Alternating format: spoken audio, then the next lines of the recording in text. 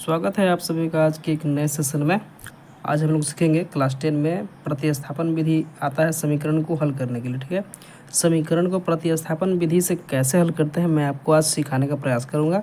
आप बिल्कुल ही वीडियो को शुरू से अंत तक देखिएगा। 2 मिनट 3 मिनट का वीडियो है, ज़्यादा लंबा भी नहीं है। तो मैं आपको सिखाता हूँ कि प्रतिस्थापन विधि कैसे बनता है। ये एग्जाम में पूछा भी जाता है। अगर आपने विलोपन विधि का वीडियो नहीं देखा हो तो उसका लिंक इस वीडियो के डिस्क्रिप्शन में है और चैनल पे भी उपलब्ध है, तो आप वहाँ से भी जा करके सीख सकते हैं, देख सकते हैं।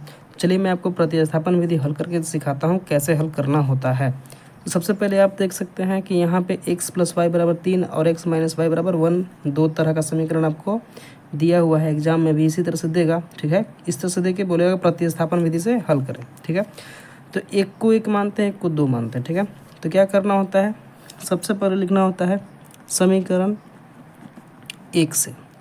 समीकरण 1 को उतारिए, x + y = 3। ठीक है, ये समीकरण 1 है। यहाँ से क्या कीजिए कि एक चर राशि को इधर छोड़ दीजिए और एक चर राशि को उधर लेके जाइए, बराबर के उस तरफ। यानी कि x बराबर क्या हो जाएगा यहाँ से 3 - y। ऐसा आपको करना ही है, प्रतिस्थापन विधि में करना ही करना है। ठीक है, तो x बराबर 3 - y हो गया। इसको नाम दे दीजिए समीकरण 3। 1 2 और 3 हो गया। ठीक है, ये x का मान हो गया फिलहाल। ठीक है, अब जो ये देखिए, ये जो समीकरण जो आया 3, यह 1 से आया है। किससे आया? 1 से। तो इसका जो मान है इसको 2 में रखेंगे। 1 से तो 3 बना है, 3 का मान 2 में रखेंगे। आपको यही करना है। लिखेंगे समीकरण 2 में यह वाला x जो है, x का मान रखने पर। ठीक है, अब समीकरण 2 को उतारिए, x - y = 1 है। अब x का मान 3 - y है, आपको x के स्थान पे बैठाना है। ठीक है, यानी 3 - y। ठीक है, x के स्थान पे बैठा दिए और पहले से भी -y है बराबर 1। अब देखिए 3 - y माइनस का 2y। ठीक है, बराबर 1। या देखिए माइनस का 2y इधर छोड़ दीजिए, 3 को उधर लेके चले जाइए, क्योंकि अंक की तरफ जाता है। ठीक है, -3 प्लस का 3 है, -3 हो गया। और क्या हो जाएगा, -2y = -2, माइनस कट गया। अब y बराबर 2/2। ठीक है, यह कट के 1 आया, यानी y का मान कितना आया? 1।